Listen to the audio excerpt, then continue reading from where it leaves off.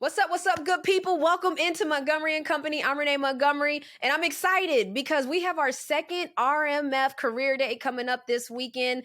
And here's the thing. We try to give you the good, the bad, and the ugly. Our theme is sports tech this year, so we're going to have all the jobs that could be in that world. We're going to have some people representing those worlds in it.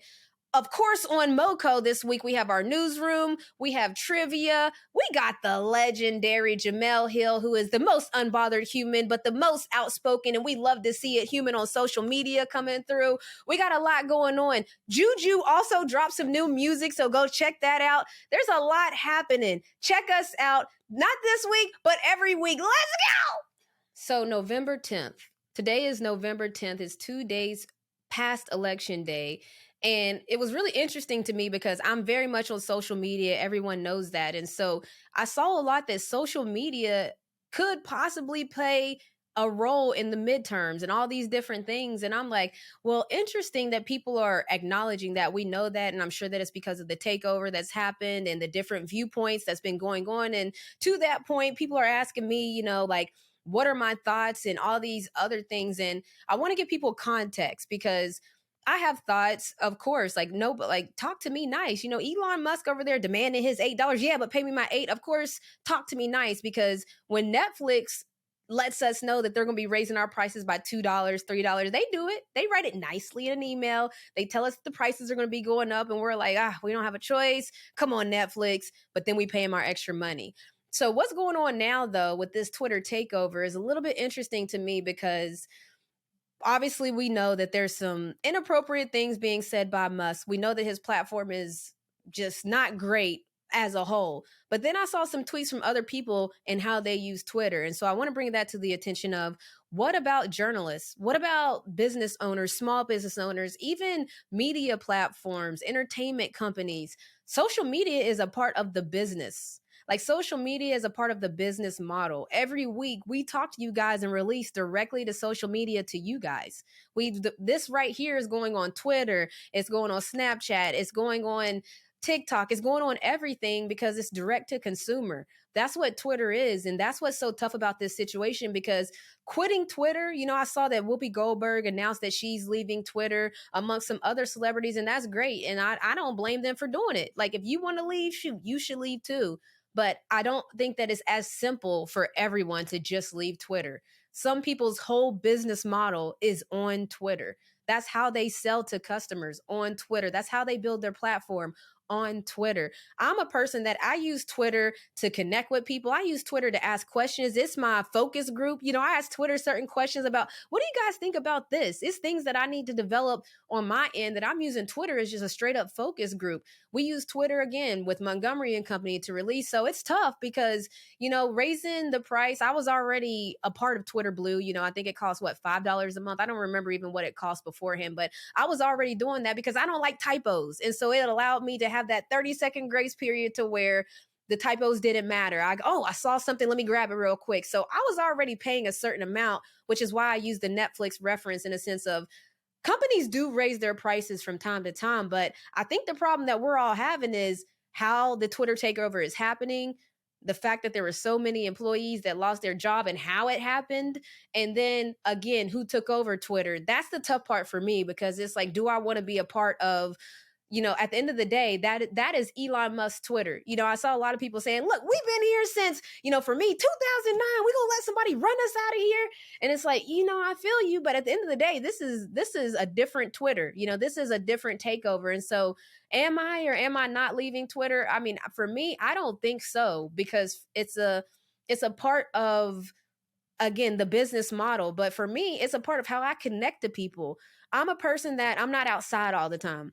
I'm not at parties. I'm not like keeping up with everyone. This is how I keep up with people. This is how I see somebody post something on Twitter. I'm like, yo, congratulations. Nancy Lieberman just got a street and a statue named after her over there at Old Dominion. I found out that through Twitter, and I got to congratulate her and connect with her through Twitter, and so it's just interesting that I understand the different feelings. I understand the people that want to leave and the people that do want to leave. Good, leave. I'm not mad at you for leaving, but also people have to understand there's an other side of it to where people just can't up and leave, and that's because it's a part of their job. So as I see everything going on and I see the different situations unfolding, I always like to bring attention to that.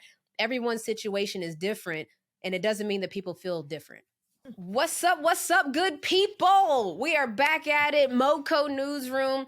What did we see? There was a lot. I'm just starting to realize that, of course, every week there's a lot going on, and this week is no different. As we know, we're coming off of election day. Sports is sporting in all sports. Football, baseball is over now. We just saw the winners were announced. There's a lot going on in the sports world, and so we're going to talk about it. We're going to talk about everything going on. Who wants to get us started?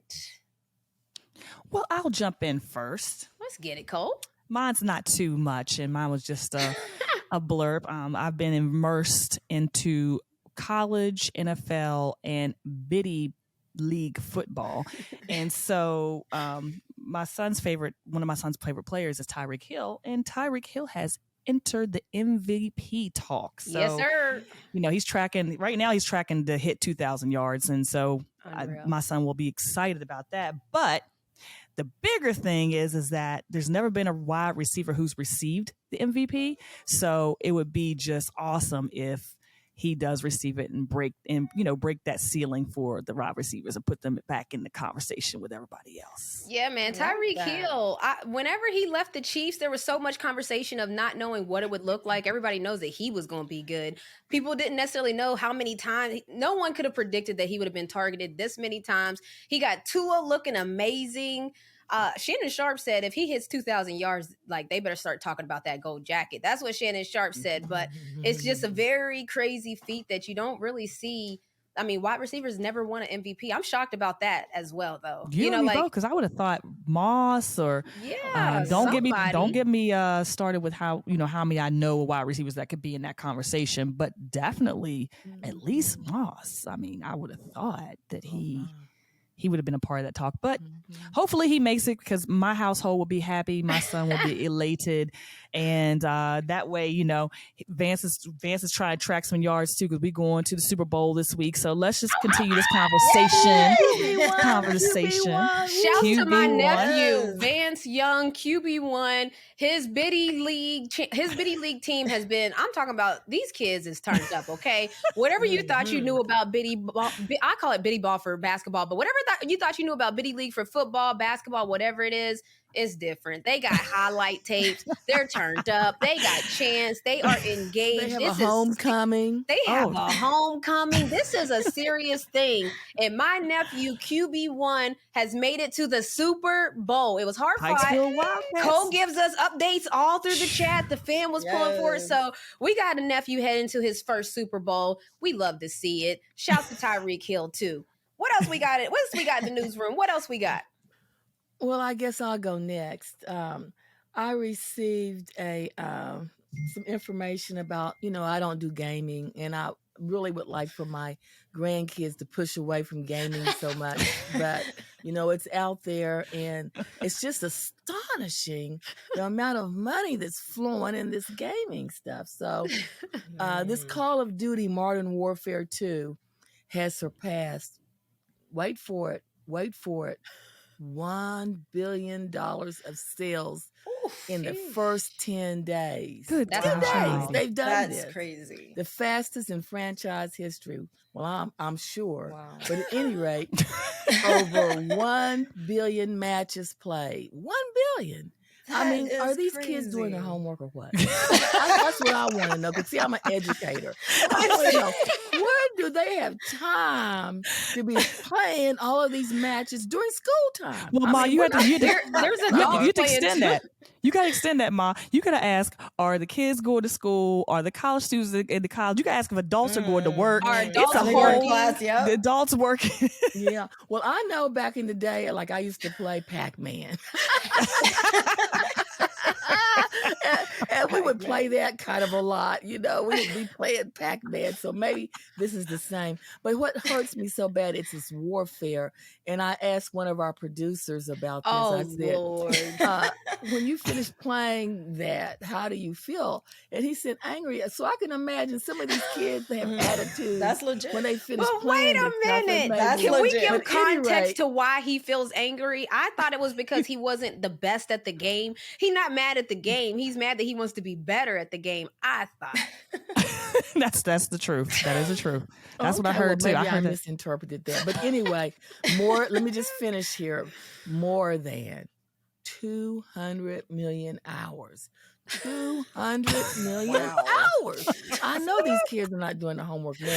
When I read that, I knew it. Highest That is grossing crazy. entertainment opening in 2022. Highest. Wow. Well, good for them. Entertainment. And you know what? They're fighting. Category. This is fighting. Entertainment opening. Yeah, well, let me tell you this. Wow. I see why Cardi B was mad now because Cardi B was supposed to be on this game and she was supposed to get paid millions of dollars to whatever they were going to ask her to do in this Walk game. across the where were they fighting at? The Right. denuclearized zone. Right. So they asked her to be in this, but she had to go to court. So then they picked up Nicki Minaj, and so that caused a little bit of a stir as Yeah, I well. saw Between it. Wait, so those is this is Call of Duty the same thing as Modern Warfare? It's all called that Call stuff? of Duty Modern Warfare. That's the whole name of it. So Gotcha. yeah, Okay. that's See, what I happened. don't even know enough about these video games. I have to ask. It's crazy. Listen. The only thing that I do like about the video games, and I will say like that I'm a mom and it gets annoying, but I do like how like the cousins always kind of stay connected because Angel, he plays with his cousins in Boston and he plays with his cousins in Delaware or Maryland and Definitely. all parts of the country. And I do like the connectivity of it, even though it is annoying when they get loud and I have to tell them to keep it down. Like, Yes. hey, no, they're yelling. Yes. So But if I you do hear like her that in the they stay background, connected. Cole, that's Sam, by the way. If you hear Well, if she Serena in the hears me- background yelling, If she hears me, I'm like, Trill.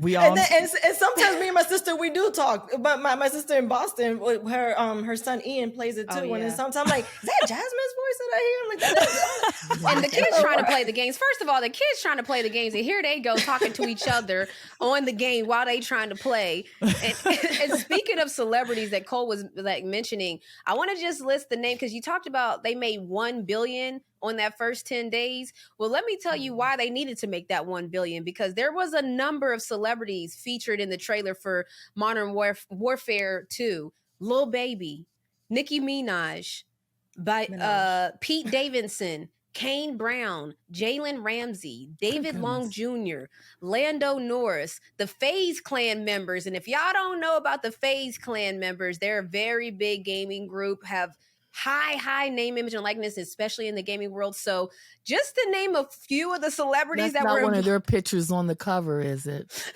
I don't know. Because that's frightening. I go to my kids' room, I look and I say, oh no, you're not playing that because that looks frightening to me. It'll scare your baby sister if she comes in here. Well, listen, you make a good point, Snickerbook, because these games be so realistic that when you was watching the trailer, Serena will be like, is this a real show or not? Like, baby, this is a game. Well, Yeah, they when look like we real were- people. When we were watching the commercial, I'm like, wow, this is a big commercial. What is this for? And it was just a whole bunch of celebrities. And then at the end, it said Call of Duty. I'm like, wow. Yeah, Call of it's Duty wild. Put in some, Scary. put in They some put money in for some that. real numbers Too into much. it. It's too So much. that's gonna bring me to my if that's all you got, What Snickerbook, you that's got, gonna Sam? bring me. Well, actually, let me go because since we talking numbers, Oh, I okay. want to pop up in here and talk some numbers right quick. Okay, so y'all know me. I like to see what happens in the money game, the sports business world, the business world, all of that. And there's a lot going on in the sports world. In particular, there's a lot of major sports teams on the market looking for a new owner. And so I thought that's interesting because when you think about sports, there's usually like those opportunities come few and far between. It's almost like a sports broadcasting job where you'll see a broadcaster that may take their seat until they're in their late 70s, sometimes even 80s. So if they started that job in their 30s, that's 50 years of somebody not being able to have that position. And that goes for the broadcast, but it's the same on the same other side. Like when it comes to the Atlanta Dream, I don't ever plan on not being a co-owner of the Atlanta Dream. So that's the thing that, like, I hope that our families and our families' families and the legacy can continue when it comes to the Dream. And so having sports teams available is a big deal. And I want to list off some of the teams that are available right now. So Can we put our nickels together to get any of them? Oh, listen, we're gonna have to do a lot of nickeling together, a lot of nickeling and diming. We're gonna have to crowdfund. We're gonna have to GoFundMe, all of that. It's gonna have to take, they say it takes the community. It really would have to take the community for this. Village. Listen to these numbers. So as we know, in the NFL, the Washington Commanders are up for sale. Bidding war, to say the least. I've seen names of Jeff Bezos in there. I've seen Jay-Z's name in there. Recently, Kevin Durant said, hey, look, in a perfect world, I would be one of the owners. And that's not far-fetched for KD because he has a whole 35 ventures where they do this. Shouts to Rich Kleiman. So the Washington Commanders valuation is $4.78 billion. Snookabuka. And I think that it's going to go up. I think that that's the starting bid. And I think that there's so many interested parties that it's not going to stay there. So that's the first one. And I don't know what's going on over there in DC, but not only are the Washington Commanders up for sale, but the Washington Nationals are up for sale for a whopping, we got another one, $2.23, that's a B, billion for sale. So there's two teams. Just think if they were winning teams. Scary. All right. Because that's a good point, Snookabuka, that you don't even have to be doing well. Even going back to the NFL team, the Washington Commanders, there's lawsuits out. There's all kinds of different things going on. And that team, the marketability, it's through the roof. Everybody's trying to buy it. So that doesn't matter because everybody wants to take a team over, rebuild, rebrand, and do their thing. So a lot of movement going on in DC, but not just there. LA entered the chat. So the LA Angels, they're for sale for 2.5 B again, Snookabook. I don't know about them pennies, rubbing them pennies together, but another B, 2.5 billion. And then we go to Phoenix. So it's been widely publicized again with the Washington Commanders, what happened with their owner, and the same with the Phoenix Suns and the Phoenix Mercury. Their teams are for sale. This is not normal, people, to have this many teams for sale. Their teams are for sale for $1.92 billion. Now I want to pause here because I want you to see the differences in the leagues too, because the NFL is one of the highest money earning brand sponsorship collaborations in the world by far. Like, I should say in American sports by far, because I know soccer overseas can have some high numbers, but the NFL is killing it. For their team to be a valuation of 4.7 and then an NBA team to be 1.92 billion. It just tells you the differences in the leagues and what their nils are worth in those leagues.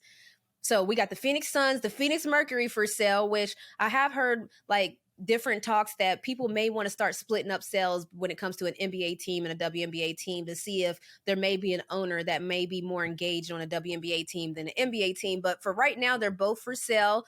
Then we have the Ottawa Senators, which is for sale for $655 million. So we finally got our first M in the chat for what the teams are for sale for. And then I think this is like just recently this week, it was announced that Liverpool is for sale. And that's the soccer team that at a certain point, I think they were the fourth highest marketability team out there. They're for sale. LeBron James, I know people may remember that LeBron James bought 2% stake in Liverpool, and now they're selling it, I think, for upwards of 43 million. I can't remember the exact numbers for that one, but long story short, there's a lot of sports franchises for sale and with the ownership groups. And that also makes me think about Magic Johnson has now won a championship as a member of 4 different pro teams, the Lakers, the Dodgers, the Sparks, and then LAFC, who just won the MLS championship. So ownership and athletes go together. So we always kind of see that happening, and I love to see that happening. So even if a Jeff Bezos wins the bid for the Washington Commanders,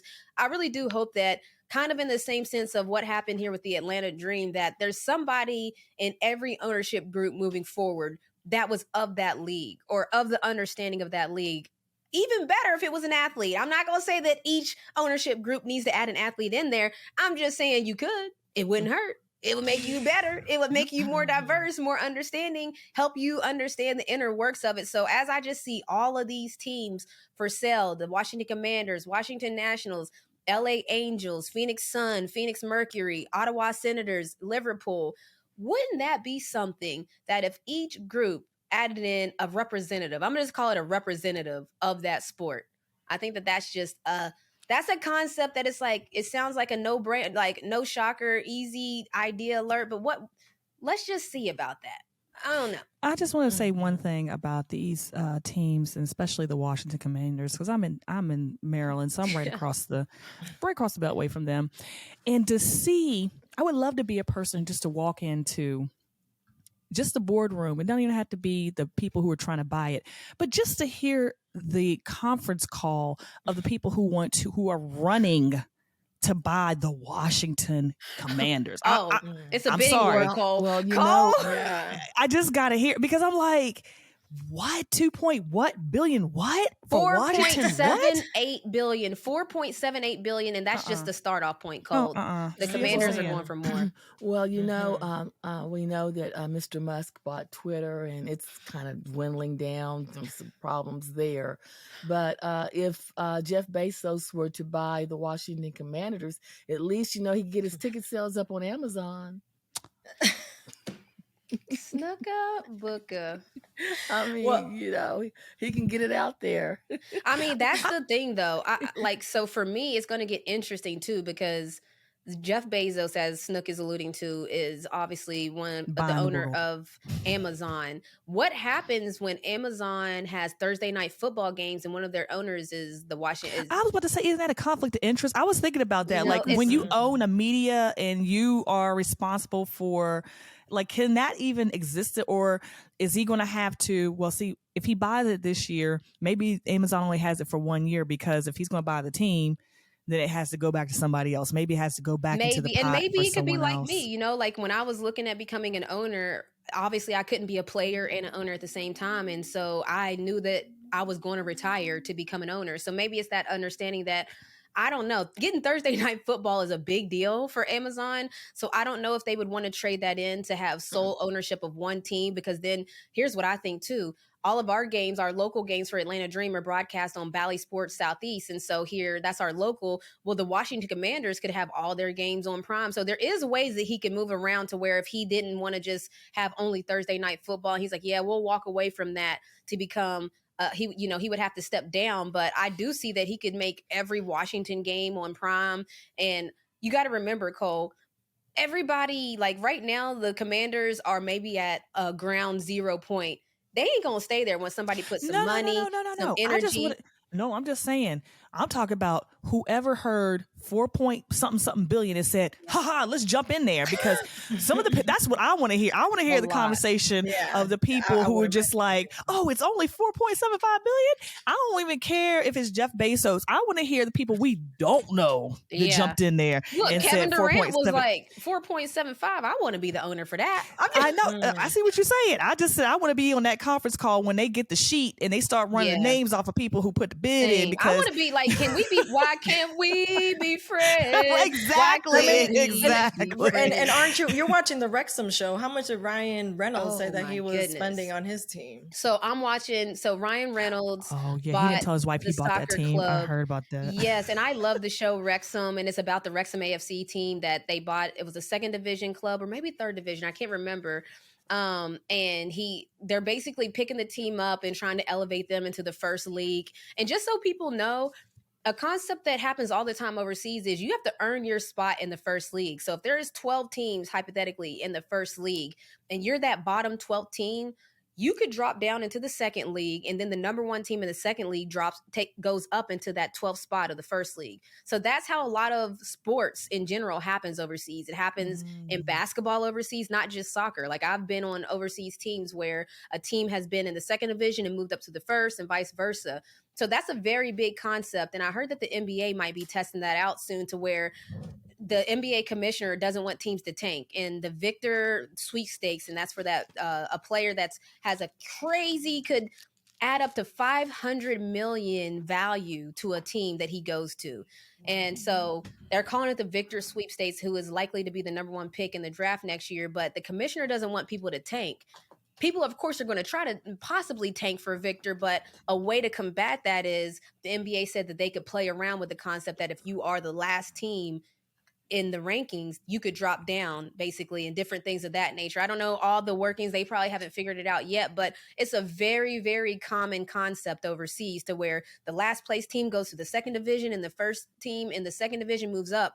Well, back to Ryan Reynolds, that's what they're trying to do. They're trying to keep moving up. So they bought the team when they're not in the first league, but they want to develop them. They poured money, made a whole new stadium.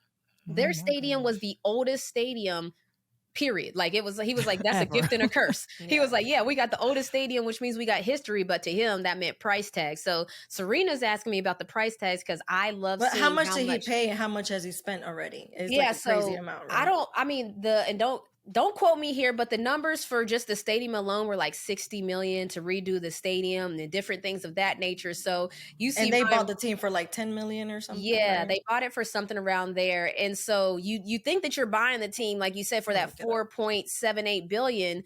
But Roy wrote in the chat, the Commanders need a new stadium. So even when you buy that 4.7 billion valuation, that's only the start point. You know, I thought that the stadiums were actually done by the owners in the leagues and stuff like that. Actually, put the didn't we talk about that before? Yeah, Maybe I'm wrong. There's city funding and different things of that nature, but there's also plenty of money that comes out of your pocket. Like the city is going to be like, even if let's say it was $15 million, the city might pay 12 million. That's still $3 extra million that you may have to come out of, or other things working. So at the end of the day, it says here that it says Reynolds and Elheny, I think that's how you pronounce his last name, have made a 2 million, and I think this is pounds because I don't think that's euros, 2 million pound investment in the club under the terms of the deal. And they said that 50,000 pounds will be spent. 50,000, I don't know, to enhance the women's football program. Okay, that's something else. But basically, they paid 2 million for it. 2 million pounds. Yeah, so that's like 2 point something. Shout out to Ryan Reynolds for just giving up $2 million without telling his wife, and she ain't.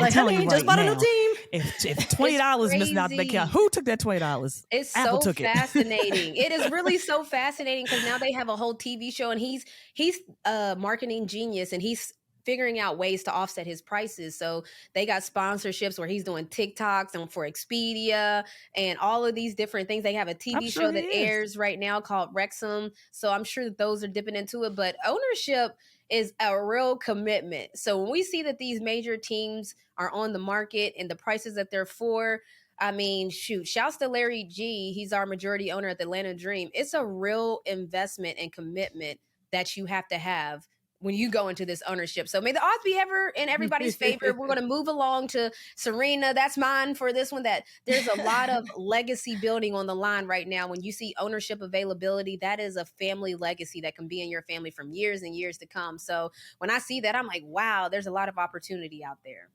Yep. Yeah, and you know, speaking of opportunity, while we're still on the subject of Hollywood, John Leguizamo, I don't know if you guys know the Latin actor. Yeah, John Leguizamo. he played Bruno and Encanto and all that. And he's been countless other movies. And so he wrote an open letter to Hollywood, which I think was interesting. It was in the Los Angeles Times, and it was addressing the representation problem in Hollywood, basically.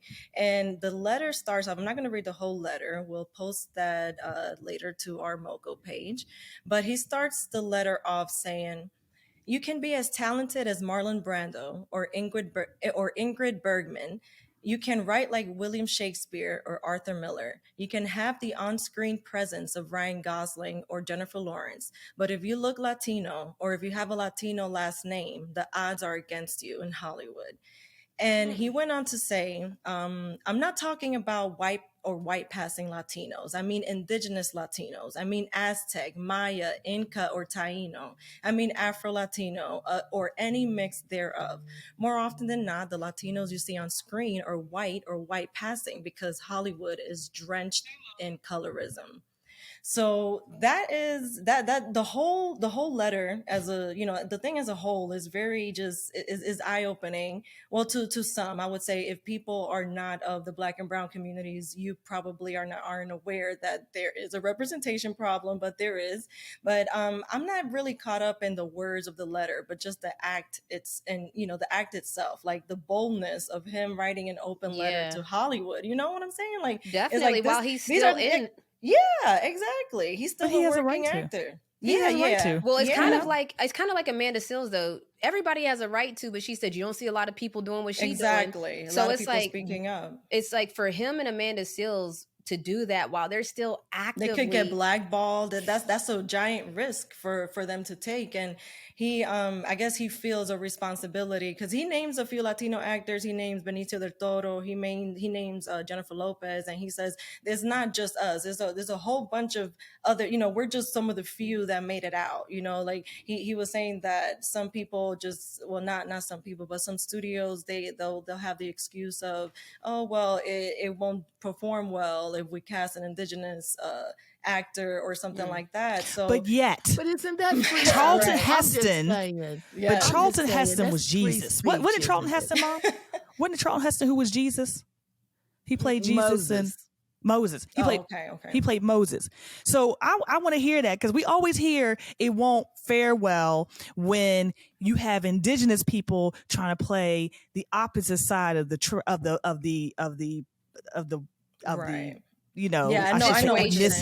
situation scenario. But when you have other actors who are white, completely white actors who are going to play black actors, Latina actors, and all these other actors, they don't have no problem with that, because that's not really an issue. Exactly. That's not a problem. Roy wrote in the chat Scarface, and he actually did call out Al Pacino. He called out a few actors who are white actors who have played Latino roles. He included Ben Affleck in there for the movie Argo. He played a Latino man.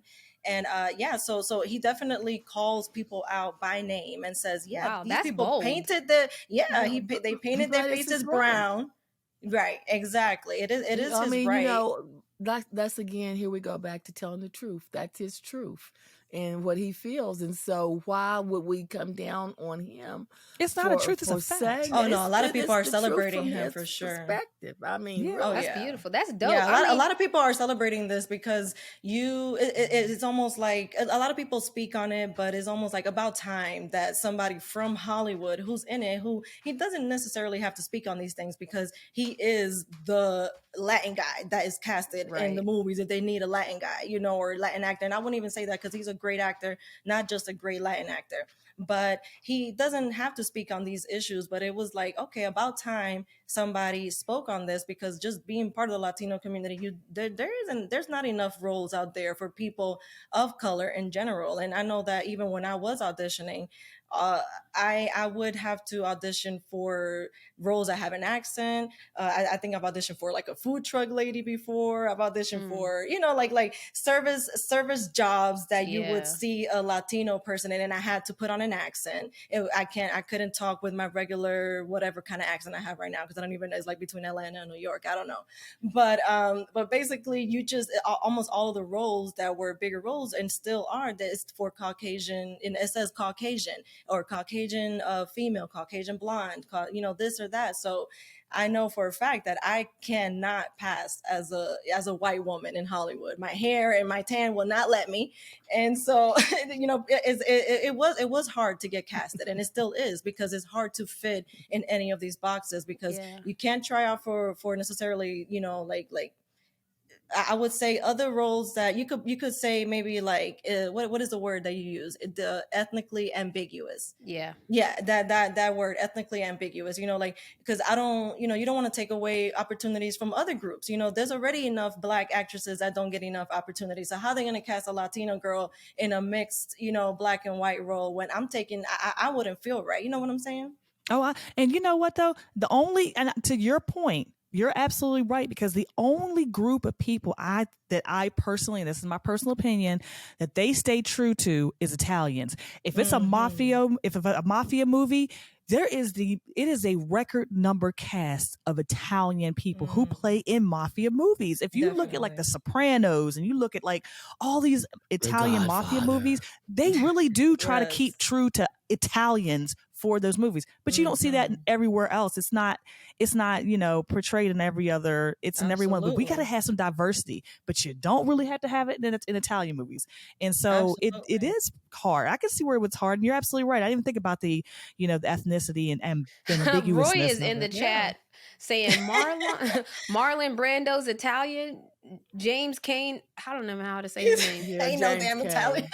No. But I'm saying is that if you look at all the people who were like in those movies, Yeah, no, I other than understand those, exactly what you it's mean. like everybody has some type of Italian. You could tell somewhere in them. Yeah, they like have somebody, Italian. and you know, to that point, like when they do cast Latino cast members or anything like that, as part of you know, like I know the different dialects because I'm part of the community. So I'll be like, that person does not have a Mexican accent. That person does not have a Colombian accent. I'll be like, they need to do better with casting, like, because a Latino person can tell when the person is not Dominican or Puerto Rican or Colombian or Mexican, Ecuadorian, whatever. You know, like we have different dialects. Even Puerto Ricans and Dominicans and Cubans, who people like to compare our accents to each other, we'll be like, I don't talk like them. They don't sound like us. You know, like everybody has their own dialect. So they do, you know, to that point, you know, when they have like movies that are made of mafias and things like that, they probably have somebody who really knows that culture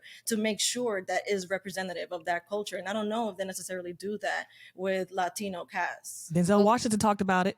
He talked about that same thing, being true to what it is. And you can't put someone in situations that have someone be a producer of something they've never, ever, ever been a part of. They don't understand. So like the movie In the Heights. I love the movie. This is the last thing I'm gonna say. I'm from Jackson Heights. I'm not from Washington Heights, but Washington Heights definitely has it is a part of New York that's like full of Dominicans, and it has its reputation. The movie In the Heights, I love what they were trying to go for, but I didn't feel like it captured Dominicans in the Heights. Like, nah, I'm sorry.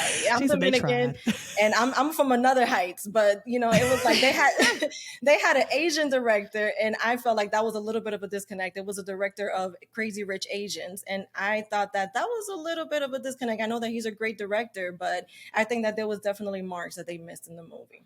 And that's going back to the representation matters. It's a very broad statement, but if you know, you know. And so Serena understands the different languages, the different groups. I'm sitting there watching it, the dialects. I'm sitting here watching like, oh, okay, it's Spanish. Like, you know what I mean? But if you know, you know. So for the cultures that you're trying to represent in a film, if it's not actually that culture, they know. The people that know. And so it goes the same for any other fill in the blank culture and that's why that also goes to my point of in the ownership box is actually having an athlete or a representative that has actually been of that sport or actually been involved in it, because if you know, you know. All right. That's all we'll say. And that's going to wrap up our MoCo Newsroom. But just leaving this nugget, representation matters. And if you know, you know. And if you don't know, get somebody that knows. First of all, welcome back, fam of the show. Welcome. We have Jemele Hill here, and I don't even know what to do, the unbothered one, but also what we gonna talk about right here is this thing right here. The new author of Uphill, a memoir by Jemele Hill, of course. So congrats. It's not even out yet, right? It's pre-order right now. Yeah, you pre-order, please. Okay, I'm just making sure. But congratulations. Yes. Why did you decide to write it now? I'm just curious because I feel like you got a lot of accomplishing to do. Yeah, I can see why you would say that. And this was not the book I wanted to do. I didn't want to write about myself at all. But it got to a point where my literary agent, he started to really have a honest conversation with me. He was like, well, the market says they want to hear your story. And I mean, to be totally candid, it was the money that convinced me to do it. Where the money reside, where the money reside. Where the money reside, where the money reside. It was like, yeah, I'm going to have to rethink my position here. But I'm so glad that I went through the process. It was a difficult book to write. I mean, I really didn't have the idea in mind that I would share so much. I knew that whatever I wrote, I wanted to be in control of my own story, to write my own narrative, and to be as transparent, honest, and as personal as possible, because that's what a memoir is supposed to be. And there was definitely some tough stuff to write about. But now that the process is over, I'm so glad that I was able to go through this journey. So, I mean, I can't believe it. Like, I still haven't had that moment yet where it's like really sunk in. I feel like the moment it's going to sink in is when I'm at the airport and I see my book up on the display. I'm probably going to lose my mind. There you go. Listen, I feel like, as a family, everybody listening, we need to just grab a copy. When you see one, grab one. Let's start to just make that the energy for real. Like, we've seen other cultures do it. Just, you don't got to know to support. I just want to start that kind of culture. Oh, I already see it on the New York Times bestseller. It's already going to be on there. Let's claim it. Yeah. We're already speaking it. Let's speak it. And speaking of writing that, like, was it difficult for you to go back into, and retell those memories, and did you even, because I know that you said you went to therapy on a dare, so were these things, which is kind of crazy to say, but were these things therapeutic for you to write about, like, or how do these memories just come about? So, when I started the book that way, saying that I went to therapy on a dare, because my mother, her and I, and you all are a family dynamic, so you know how this goes, especially between mothers and daughters, is that we, there can be very complicated dynamics to our relationship. Absolutely. And so when I gave my mother some pushback about some things, I'm just trying to create boundaries. Mothers don't do well with those. Black mamas don't do well with those, especially. I call everybody out, but I'm just saying. Black daddies either. Renee got told that yesterday. But he was still the daddy here. I don't care what she said. Well, I'll just say parents in general. They have a hard time adhering to boundaries. And so whenever I would give my mother pushback about certain things, she would say that she thought I was still angry and that she thought there was still childhood trauma that I hadn't dealt with that was surfacing in our relationship. And I gotta be honest, I thought she was really wrong. She still was wrong, but that's beside the point. Right? I went to therapy before this book was even a thought bubble. And it was very eye-opening, just not in terms of me being residually angry, but just learning, having a better feel for how I unpack things. And so a lot of the trauma that I wrote about in the book, these are doors that have been closed for years, if not decades. Right. And they weren't closed because I hadn't thought about them or dealt with them. It was just, to me, that part of my life was over. And I didn't want to relive a bunch of it, to be frank. But that's not what a memoir requires. So I not only had to relive it, my mother had to relive it as well, because I talked to her at length about some of the stuff in the book. And, that part was hard for me because I'm sort of asking her to relive what are some of the worst moments of her life. Mm-hmm. And those are not easy conversations, but I felt like it was very good for both of us to go through it. And the one thing that I've said to people when they've asked me about what I want people to take away from this book, among the many things that I want people to take away, one of the key ones is, while your people are still here, learn as much as you can about them. Mm-hmm. There were things I did not know about my mother before I started writing this book. And it really made me miss my grandmother, because my grandmother died in 2010. And I realized there was so much about her life I never asked her about. And part of that is that when you're the grandchild or the child, you kind of have a selfish way of thinking, because you're the one used to being taken care of. You're the one that you're used to being the center of your mother's or grandmother's or grandfather's, of your people's eye. Like, it's focused on you. Right. And as a result, you don't ask as much about them. And some of this are memories that they may not willingly share, but I would keep asking so that you understand their personal histories. And frankly, when you run into those inevitable situations where your mother, your father, your grandfather, grandmother, whoever, where they're going to make mistakes, it allows you to see them much more empathetically, because you know more about their life and you know what they've struggled through and been through, and it helps you understand how you were parented. So that was one of the major things that I thought came out of this book for me.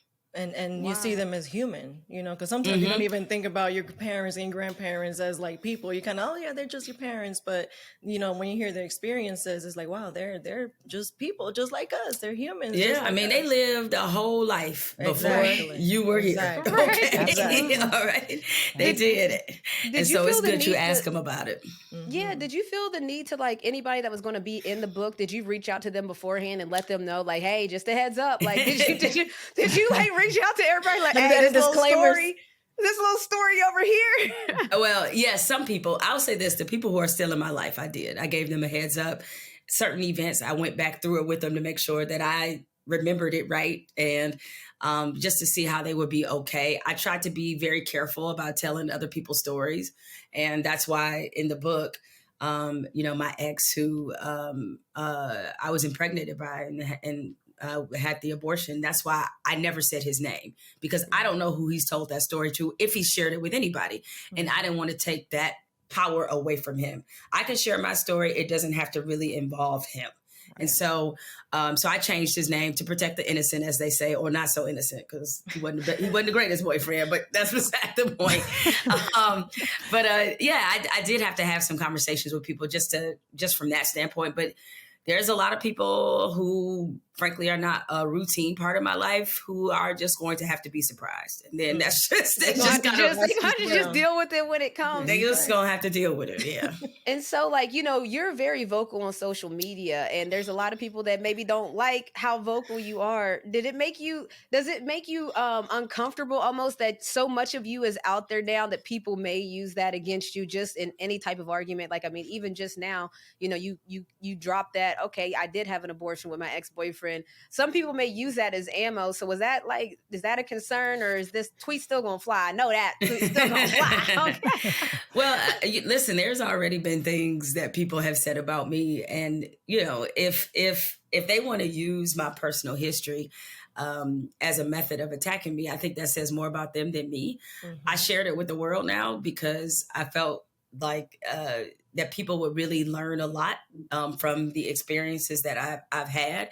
And if people want to use that to try to denigrate me or denigrate my family, then again, I think it exposes more about them. So at this point, I think so much has been said about me that I can't say that they really often come up with any particularly new material. She said, do some homework, get some new material. Get some new stuff. Get some new jokes, y'all. Like, okay, I get it. Calling me a racist never gets old, but it is kind of like, okay. But even with the abortion, I mean, I wrote about it for the Atlantic before the book, even was in paper, before it had even been put in bound form as a way to be a precursor to what I would write about in the book. And predictably, there was a lot of people who were very critical, especially given that I explained why. And but the reason I felt like it was important, especially at this moment in this country, obviously the midterm elections are coming up. Abortion has been a huge issue. We saw Roe versus Wade being undone. And I wanted to slightly change the conversation or advance the conversation beyond just a trauma standpoint. So much of the conversation around abortion is about rape, incest victims. And I'm not saying that there's no place for that conversation. Obviously, that conversation needs to be had. But the majority of women who have abortions have them because that's just the decision that they made. And with me being in the position that I'm in, people probably would not put me on the list of people who they felt like probably had an abortion. But as the conversations in our country have increased, me and my friends are talking about this more. And I shouldn't have been as surprised to learn that more of my friends had than I suspected. And even after that piece ran in the Atlantic, women in the sports media reached out to me to say, I did too, and here's why. And so I felt like it really opened up a lot of people's minds about who they feel like deserves an abortion and who has one. And, I think for that matter, we have to lift the shame off of it, in my opinion. Absolutely. And so that's why I decided to share that as honestly as I did. And I go into even more detail in the book. Wow. So we're talking about people that were speaking out. And I saw a clip where your hubby read the acknowledgement where he said that, you would write all night and then you would get in the bed. And I read that you would put your arms around him, but he said he's the big spoon. So I want to settle this debate settle here. It once for all, huh? Once and for all, because you insinuate that you was the big spoon. And he was like, whoa, wait a minute. Baby, so what's the truth? Okay, so here's the truth. The truth is usually when we start off sleeping is that he is definitely the big spoon, right? Because he's 6'2", right? So he's cloaked around me or whatever. But at some point in the night, he turns over and is faced away from me. And so I turn over too, and then I become the big spoon. So it's like we both spend our time. It's like a 50-50 split about who is the big spoon. So, right, because when I would come into bed, he would already be asleep. So his back would be sort of faced toward me. So then I just snuggle up under him and wrap myself around him or whatever. He was like, maybe you should have added that part. He's like, just so y'all know, okay, I'm big spoon over here. I know. I was like, I don't know why he tried to. I wasn't trying to comfort him. I was just like, no. Just at this point in the night when I get into bed, you're faced in a different direction. So that's all. No, but he also said that he wants to speak into existence something we brought up, that you are the New York Times Platinum bestseller. So I want to almost put your mind in that mindset of, what are you doing once you read it, once you hear it, once you get that call? What are you doing when that moment happens? Oh, man. Well, I appreciate y'all helping me manifest this, because even though it's one of those things where it feels like I've never been somebody who cared about awards or validation or anything like that, but being with writing being my career, having a book, one, and then for it to make the bestseller list, or I'll be honest, to even be reviewed by the New York Times, like we're still waiting to see if that's going to be the case. That's one of those monumental kind of moments that you can't even imagine.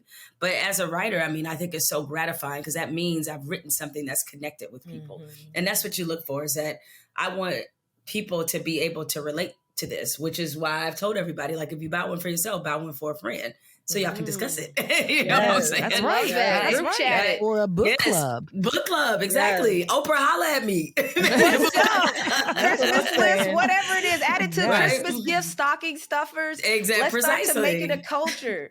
Yes, the culture of support, definitely. Yes. And because, all my friends who have books that are coming out, I insist on buying one. I was like, I know I'll get one in the mail, but I insist on buying one, because I definitely want to support. But, for me, it would just be extremely meaningful, especially considering how personal the story is. I mean, I think if it were another type of book, maybe I wouldn't care so much about manifesting, but because it's about specifically me and my family and my story, it would just make it that much more, meaningful if I made the New York Times bestseller list.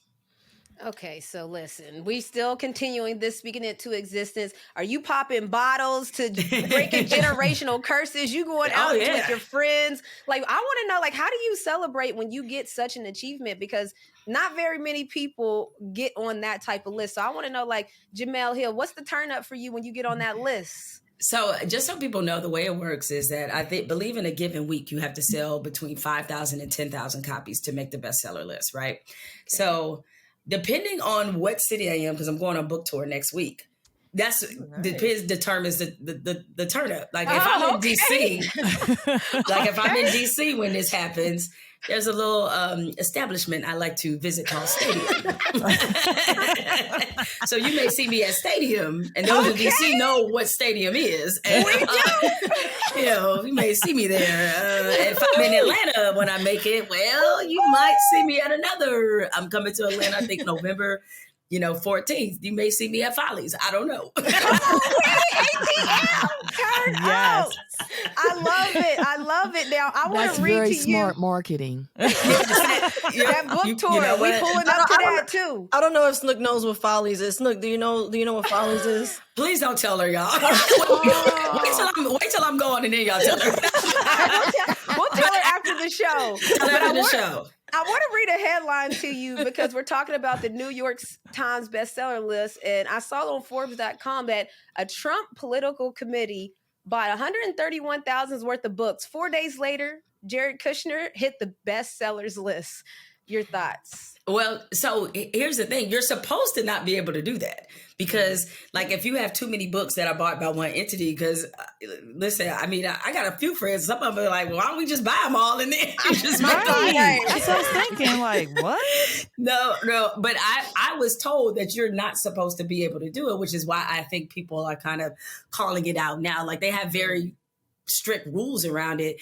And I'm thinking because it came from a political organization, like if you want to buy the book in bulk, and let's say you were president of the university and you want to give one to all the students. I was told they didn't necessarily count that the same as they do how they tabulate the other sales. But apparently, maybe that might not be true. Right. I'm not suggesting somebody go out there and buy 5,000 copies, though I'm not stopping you from doing it. But if you do,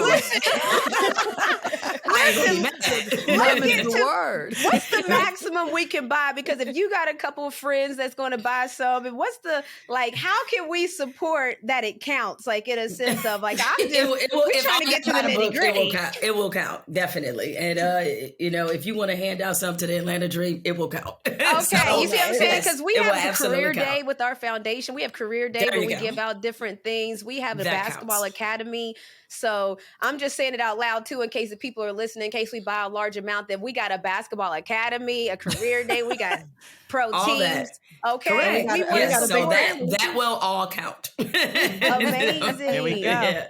Okay. Yes. So we talked a little bit about it being it's a generational thing here at MoCo, and we mentioned your generational trauma, but like, can you, I want you to elaborate on how does we, as a community, we almost look at our trauma as shame in the same sense of that you're saying in Roe v. Wade. So you just kind of met it head on, which is different than our community. Can you just talk about what that looked like for you in healing process? So, I don't think it always looked this way. I think especially as I got older, more mature, saw more of the world, saw that some of my same friends, a lot of my friends were in similar dynamics and situations, either, with their parents or whoever it was that was a key staple in their lives.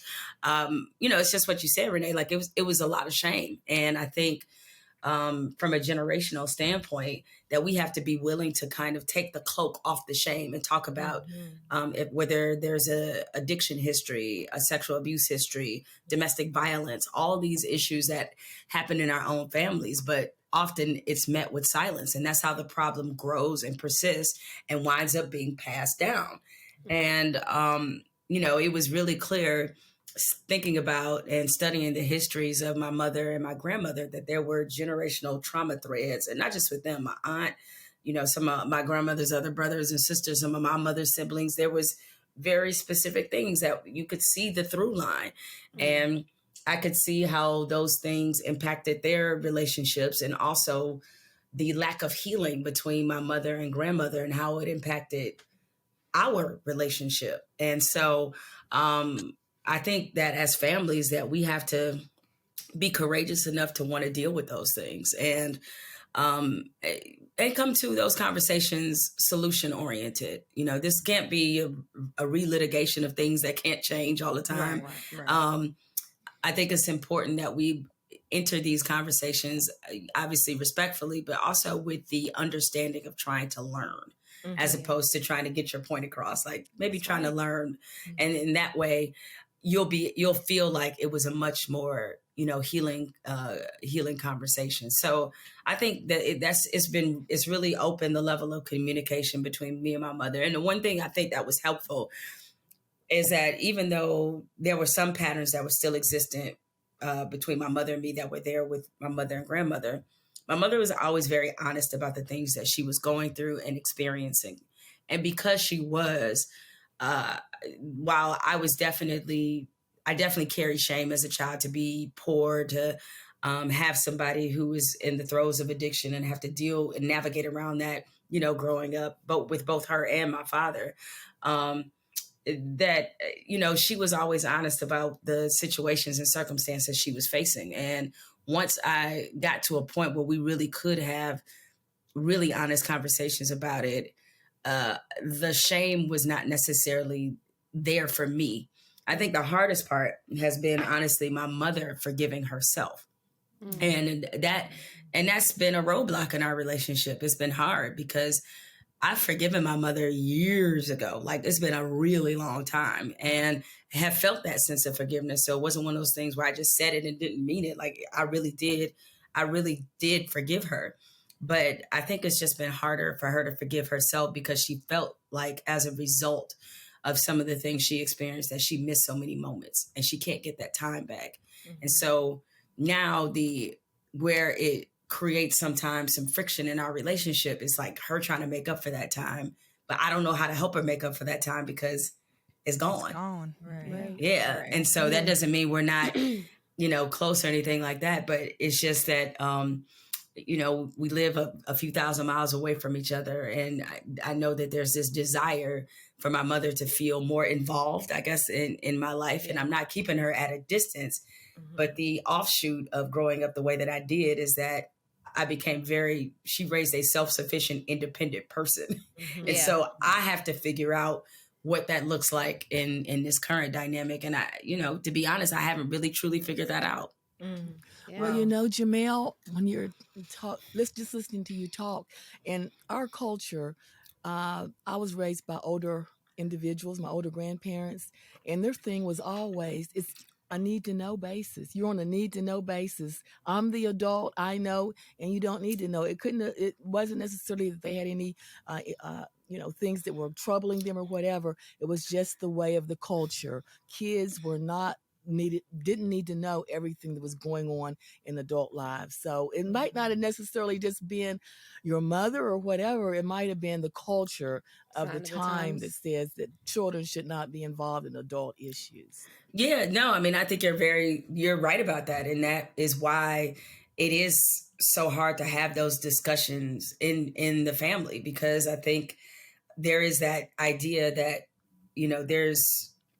everybody shouldn't be privy to certain things. And I'm not talking about, kind of deep, dark, personal secrets, although I guess there's a place for that. But just even seeing some of the elders in your family vulnerable is not really something that we experienced growing up. It's like you didn't even see that part. You might see some anger, you might see some outbursts, but you didn't see your grandma just crying for like none of that, because they knew that they had to be strong and fortified. And while listen, I know people mean it very complimentary when they call Black women in particular, say the strong Black woman.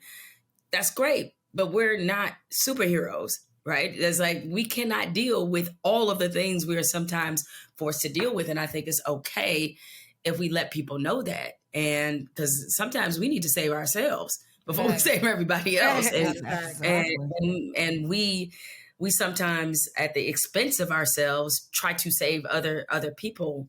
And so, yeah, I mean, you're right. It's definitely kind of that mentality is there. But I feel like, especially the more our community openly discusses mental health, that these things are becoming less taboo and that people are able to do that. But even, I would just say, to asking, your elders and your mom or whatever, just about how they grew up. It doesn't always have to be sad memories. Sometimes you want to know, what you were like when you were a kid, or, what were you passionate about? What were you interested in? What did you want to be if you didn't, maybe if I hadn't interrupted it, you know what I'm saying? Life interrupted. Yes, exactly. So you want to get a sense of just who they are. And I think that's why it's really important to always have this dialogue present in a family.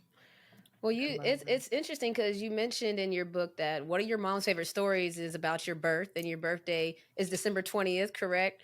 21st. She just wanted, she's 21st, but the labor started the 20th, technically. Okay, so the 21st, which we love a good 21 around here. I'm curious because I'm a December baby, but I'm way further away.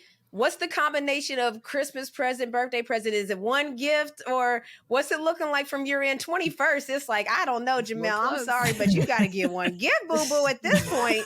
Well, no. The one thing, so my grandmother's birthday was December 22nd, right? So we back to back. And one thing she hated was people who tried to combo gift, which is why she made it clear from the beginning to not have one gift. She told everybody, listen, you buy something for my granddaughter, it better be two gifts. Birthday, Christmas. Those are two separate events. I know it's only 4 days apart. Paper. You see what I'm saying? So everybody I've dated, my mother knows this. I've been getting separate gifts my whole life. So no, don't try to run that combo gift up in here. Listen, I'm just checking. And then one other thing. So we're both Sagittarius. And when I Right. say that, that means something to people. I'm a December 2nd Sagittarius. I'm on the front end of it. She's December 21. You are on the very back I'm end on the of back it. end, yep. So considering that people even thought we were the same person for a long time, we're both Sagittarius. What do you know about us Sagittarius that you would say is distinct if you know those type of things? So you know what? I like a lot of people try to make the distinction between November Sagittariuses and December Sagittariuses. Wow. And I got to be honest, I don't know if it's really that distinct. But what I would say generally about Sagittariuses that I know of is that we're definitely free spirits, for sure. Blunt, definitely. Can be the life of the party because we're outgoing. No we're lies. Just like, yes, we're outgoing, kind of people. And, I would also say, too, we're extremely compassionate, hard work ethic. But I think the free spirit part is probably one of those traits that is like, I think your best trait can sometimes be your worst trait at the same time. You're gifting right? your curse. Gifting your curse. Gifting your curse, right? And so, I'm very much a free spirit. So my husband likes to mess with me. He's like, you just walk around just so unbothered. Like he's not, he's not like bothered by everything, but he definitely can get riled up about stuff. And I'm just like, why? And so I can be very extremely laid back to the point where I know it probably irritates him with how laid back that I am. And yeah, I'm definitely somebody who doesn't think traditionally. So I'm very much a non-traditionalist, especially when it comes to the roles that people often assign to women. And so, so I think those are just some of the general traits like about our sign. People, it's funny because, people always talk about the signs we like don't get along with. I feel like that's not a long list for Sagittarius. Definitely not. I don't know any humans. People might not get along with me and I don't know it, but I don't really have very many humans I don't get along with. The reason I'm asking is because when we talk about a memoir, Uphill, a memoir by Jemele Hill, when we talk about that, you talking about the person and there's advanced praise for Uphill on the back of it. And so I want to just kind of talk like the people that are on the back. Gabrielle Union, New York Times bestselling author, just so we speaking it all right. I'm going to say that a lot of times so that we can keep speaking it. But Gabrielle Union, Jemele Hill's commitment to truth telling is unparalleled. Whether she is exposing white supremacy or being radically transparent about her own history, Jemele's resolve remains steadfast. Then we got Soledad O'Brien, friend of the show. Okay. Yeah. Jemele Hill's fearless reporting and advocacy for truth. You're going to see a theme here. She said blunt. So I'm saying she talked about things that she is. I'm talking about what people see that she is. Okay. Sunny Hostin. Okay. Emmy Award winning journalist. Jemele Hill is an undeniable force. Her fearlessness has helped her break countless glass ceilings in her career. Okay. These things that you talked about, Sagittarius, we're still hearing them. This is her. Tamron Hall, now come on now, award-winning TV host and journalist. She on here already too, y'all. I'm just letting you know it's already on here, all right? I've long admired Jemele's firm view of who she is and what she stands for. And I knew that she was ready to tell her story in full. The world would need to hear it. I knew that when she was ready, the world would need to hear it. Okay, that just goes on and on, but Jemele Hill, Uphill, Jemele Hill is unbothered. Jemele Hill. I'm just saying, Jemele, right. If you don't need any more reason, you don't need any more reason to check out a memoir. Listen, we're supporting this as a family. We're going to RMF Co. We're going to get these for everybody in the family. For everybody, okay? The next time you're on here, get a book. Exactly. The next time you're on here, you'll see that book in my background. Thank you. Yes, I gotta make sure I sign a copy for you. I was going to say too. I was going to do a PSA. Anybody that ever sends me a book, y'all better sign it so I can flex. Okay, right? Exactly. That's the flex. But we're going to buy the books. To your point, we're going to buy the books. We're going to buy them as a family. We're going to start buying them now for the pre-orders, and we're going to continue throughout Christmas presents throughout the year. This is just the culture of support that we're going to start. Yeah. Jemele, thank you for joining us here. Thank you for sharing your story. Much continued success. Thank you all. And I really appreciate you all having me on to discuss it. And, I hope that people out there who read Uphill, they're able to, just regardless, your circumstances don't have to dictate your life. They really don't. That, you can create the life envision that you want for yourself. And there were many times growing up where I didn't think I was going to get an opportunity to do that. And so thinking about the totality of everything I've been through, I just feel very blessed to have been able to see and do some of the things I've done and to build this career and life that I have now. So I hope people, get to, they read this and I'm sure we'll probably walk away with a bit of a different perspective. So I'm curious to hear the feedback. All right. And Thank you for being a blessing. Memoir 40 years from now because of what all you will have done in that amount of time.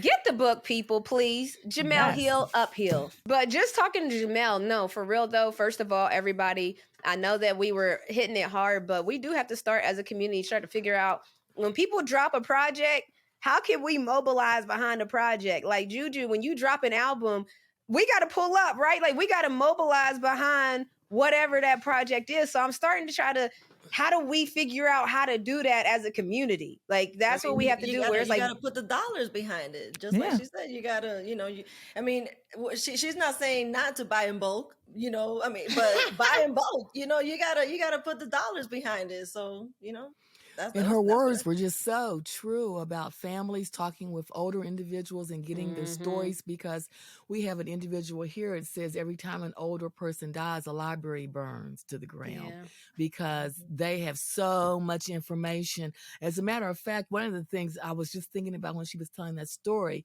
was we talk about Fannie Pearl. And Fannie Pearl, you didn't have to ask her. She told a whole lot of stories. And one of the ones was about the first swine flu that came through. And she told her story about that. And it makes me so mad when I think about it, is because she had already experienced that back in 19 whatever it was. And why didn't I ask her more questions about that? Now that, I always knew that she lived through that first one, until we experienced it ourselves, the questions didn't pop into my mind. Yeah, that's kind of what Jemele was saying. Like, we don't really care about anything that's happening around us until it's happening to us. Like, I think that starts happening after a certain age, I think, too. Because even my younger sister, she's only like 2 years younger than me. But I feel like, after, I would say, once you hit, I would think like your mid 20s or 30s, you start to think about your parents. You start to think about your parents a little bit more, and then you start to appreciate them because, first, a lot of times you become a parent. Sometimes they're in that time. So then you're like, okay, now I see everything that my parent had to go through. But then also you start realizing like, well, they're not always going to be here. I'm going to miss them. I'm going to miss their cooking. I'm going to miss them yelling at me. I'm going to miss them nagging me. I'm going to miss everything about them. Whatever bothers me now, I know that one day I'm going to miss it, because I saw how my mom, when my grandma passed, how much she still talks about her. She passed away in 2010, I think the same as Jamele's grandma. And like my mom still talks about that. That's how that affected her. Like that, once you lose a parent, it doesn't matter what age, that's a big void in you. So you want to have, you want to make as many memories as you can while you're here. Right. And one more thing that she said that I really took heart to is that she said, no matter where you came from, how bad it was, it doesn't have to dictate your future. And I can really identify with that, because I always said I should have been nowhere. A person with a mother, not a mother nor a father or anything. Where should I have been versus where I ended up? So, where you came from. That's like she said, you are not your circumstances. I love that. I love everything that she said. It was really powerful. Even when she was talking about how unfortunately her mom raised an independent, self-sufficient woman. I was like, yes, like I was feeling that part so much, because I feel like that's the same in a lot of Latino families too. Like, I feel like Black and brown communities, we have a lot of similarities where our moms are harsh on us too. And we're expected to just be tough all the time. And so like that you kind of grew up a little bit, with a little bit on, I guess, you're a little bit on the defensive sometimes, and chip on your shoulder. Exactly. You grew up with that chip on your shoulder, but it's like, I really felt her when she was talking about just being self-sufficient and being overly independent. Yeah. So you trifling cancer men, y'all better start treating us strong, independent women. I'm joking. I'm just kidding. It's all love here, man. Jemele Hill, Uphill, for real. Let's support that. All right. We're back at it again with some MoCo Trivia. This time, we're going to do trivia on most expensive athlete purchases, because y'all know we like to know where the money reside, okay? So we're going to do it again. Again, you guys, we have a very competitive group here, so we're going to go round robin. I don't know who's going to start. How should we do it? What are y'all thinking? Because this is a competitive group. We're doing 2 rounds of questioning. Let me go first. I'll go first. I end up losing anyway. Suggest youngest to the oldest. Well, Cole already jumped out as first, so who's second? Well, I guess I'll go second. Snooker-booker's bringing up the rear. So here's the rules of engagement. I'm going to ask everybody 2 rounds of questions. Then we go into the sudden death round of questions after that. So if there's somebody tied after the first 2 rounds, then each person, we're going to go pound for pound, blow for blow, 1 question at a time, sort of like the weakest link. Are y'all ready? Ready. Come on, Cole, let's get it. All right, question number 1 for Cole. How much did LeBron James buy his house in California for? Okay. The option, and it's multiple choice, of course, because y'all ain't going to know this, but we're going to have some fun with it. A, 20 million, B, 21 million, C, 22 million, or D, $23 million. So we know we're in the 20s here. How much do you think LeBron James paid for his home in California? And here's a hint. Russell Westbrook just bought a house across the street from LeBron James last week, and that house was around, I believe, 22 million. Just throwing that out there. So just throwing out some clues, comps? Even though you don't need one. Some comps, that's what it's called. I'll say A, because by the time he bought his, the cost of inflation has went up. So I'll say A, 20. Cole's answer was A, 20, and that Snooki, is... Snook, you shaking your head already? She ain't even... Snook act like she know the answer. You know the answer, Snook? Oh, I was going to say 23, but... So Snook and Cole would have both been incorrect. The correct answer is C, 22 million. The comp is right on par. So Cole, and Roy, Lord.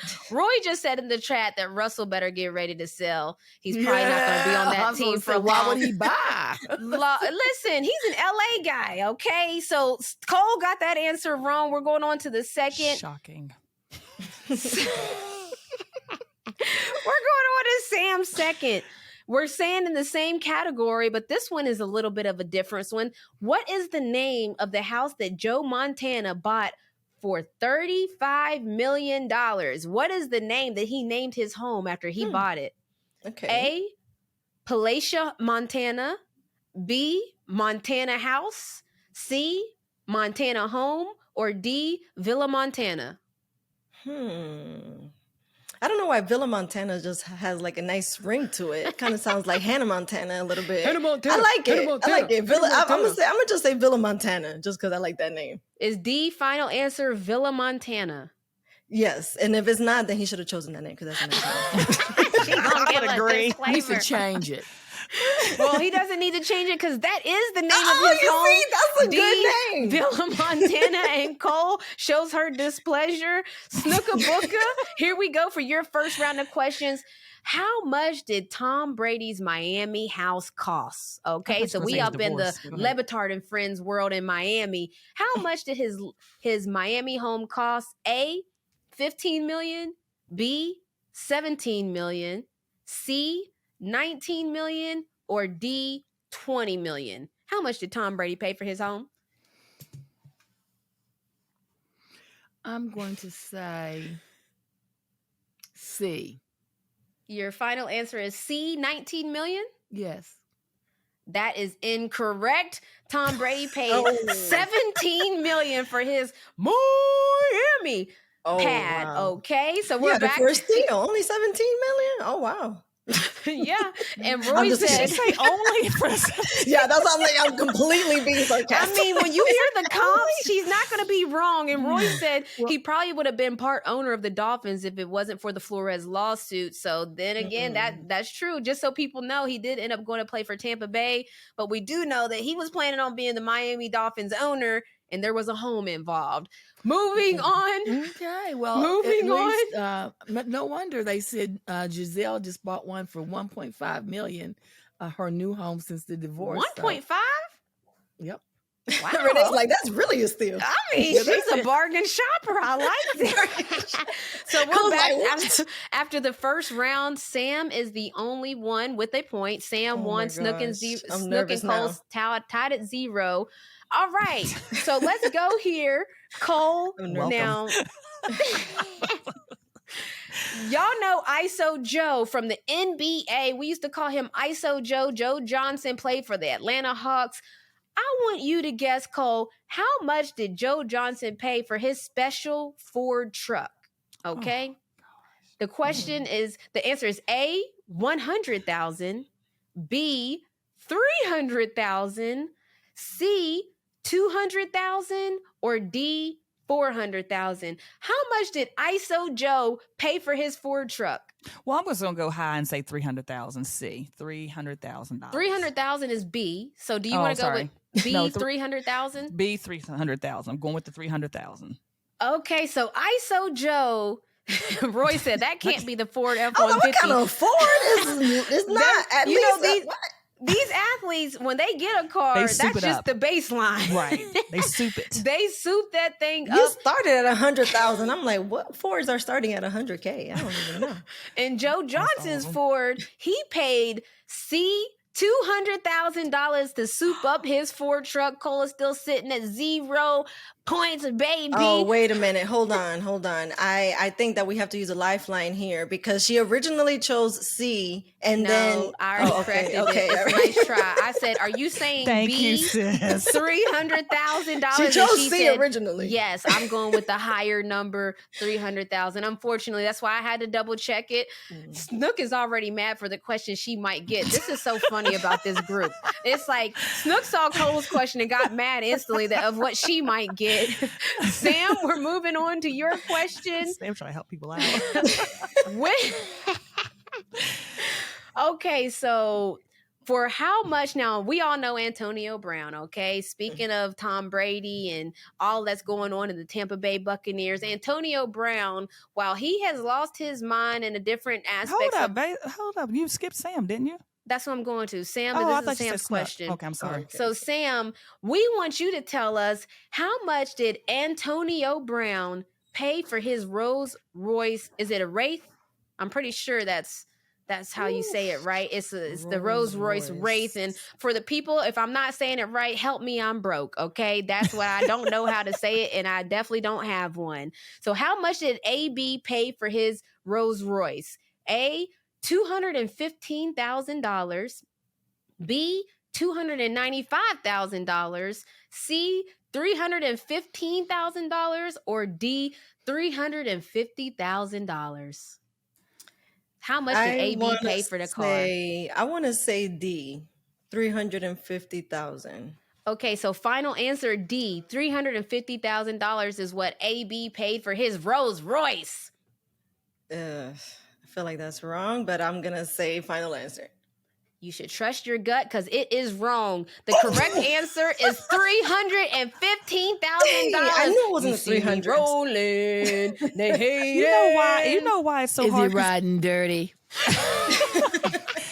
You know why this is so hard? Because all of this to people who don't have that money, it just seems it's above our heads. Wow. Exactly. This like is all the exactly why we're doing MoCo now. Trivia. I want people to understand. And I want to do a disclaimer that this is earned money. So I'm not saying they should or should not spend their money on that. I just love to hear these money games because, look, I don't even know how to pronounce this stuff, okay? And so this is what I'm trying to tell you. I'm out here trying to, like, you know what I'm saying? Like, I'm trying to figure out how to pronounce the thing. So moving on to Snooka Booka. Why does she look at me like that? Like, she's trying to get me to get her a better question. Let me see what I can find for Snooka Booka. Don't do that. Give her whatever came up. Okay. Well, we're going to go on to some ladies, okay? Because ladies is spending some money too. Yes. All right. Put on those red bottoms. Okay. You know what I'm saying? We're going to go over to Miss Serena Williams. While she may be retired, she still got them coins, okay? Which Bentley model? Okay. Which Bentley model did Serena Williams buy? Okay. And last time we did trivia, this is coming from Roy. Snook says she wanted to travel to Atlanta and choke me. Roy is reminding us of what Snook said last time, that I was so brave to do this trivia. So Well, Snook, I just have a question before you read the A, B, C, or D. Are they all Bentleys? Because I'm not familiar with Bentleys. Are you just throwing for some you to junk in there? discern? You ain't gonna ask the person on Who Wants to Be a Millionaire or The Weakest Link to clarify their answers and their multiple choice. Y'all gotta put some respect on the host, all right? So I'm back at it with, which Bentley did Serena Williams buy? A, the Bentley Continental GT. Okay. B, the Flying Spur. C, the Bentayga. Okay, because look, this is gonna be a mess of the way I'm pronouncing these things. Or D, the Mulsanne. Which one did Serena Williams buy to add to her car collection? Could you repeat those, please? Oh my Lord. A, the Bentley Continental GT. B, the Flying Spur. C, the Bentayga. D, the Mulsanne. B. Oh, she said it with confidence. Your fine answer is B, the Flying Spur? Yes. Unfortunately, the one that was correct was the only one with the car in the name. A, Bentley Continental GT. I was gonna say, Snook, why would you not say the one that actually had the name in it? You was the one talking about, are they all Bentleys? I literally thought that was a giveaway because she said she like, sometimes the easy one seems like trick ones. Snook, where you at? Where's your point at?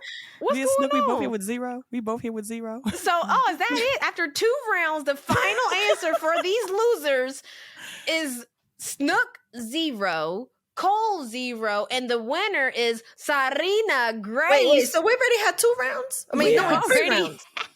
We had 2 rounds. That's how it goes. We only go into the sudden death if there's a tie after 2 rounds. But unfortunately, nobody decided to battle it out for you.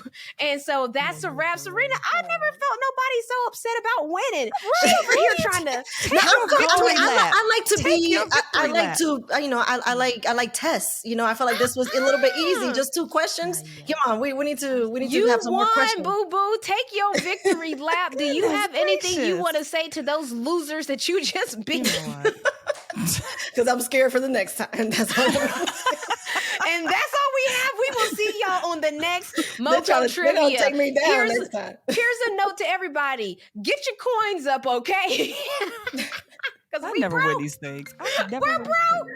So talking to Jemele Hill, she was probably the perfect person to have on this week with everything going on, because she has business on social media, but she also is very aware of everything going on around her. And so I'm toxic positivity, as you guys know. So I'm going to curate my Twitter to be the nice, comfortable place that I say good morning, good people every morning. I'm going to create that atmosphere. So utilize the mute button, people. You can mute people, you can mute words, you can block people, you can block things. But for the people that are feeling some type of way about, Cole calls it Toxic Tommy and his new Twitter, if you're feeling some type of way about that, curate your Twitter to how you want it to feel. All right? We'll see y'all next week. As y'all know, it's always a generational thing over here, and it's a positive one at that. Peace.